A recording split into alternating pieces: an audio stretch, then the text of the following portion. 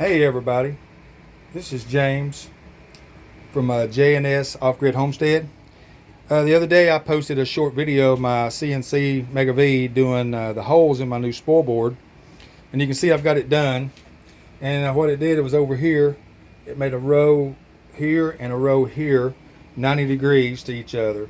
And then I did a bunch of holes in the middle here as my hold downs. So what you do is you take your piece of wood, whatever it is, in this case it's a cutting board, you put that down, you take small pieces of your PVC and put them somewhere that they'll fit in, and then you got some wedges here, and I don't have enough right now to do the whole thing, but you take your wedges, slide your wedge in, tap it in with a hammer, pushes it that way, then you take another wedge and put in the top.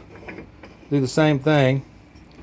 You tap it in, and it pushes it this way, so it clamps your piece in if you're doing any kind of engraving or anything on top, so you don't have to worry about hitting any metal clamps or anything like that, messing your bit up. And I got this idea from a YouTube channel. It's called Broinwood, Broinwood.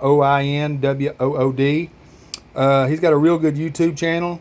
He makes some real nice cutting boards, and he does a lot of inlay work, real detailed inlay work. So you guys might want to check him out.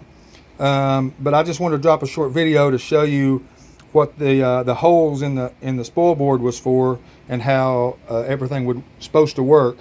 Hopefully later I can do another video of me actually having it in here and actually having the CNC doing some work on something. So subscribe and like. I'm just getting my channel started.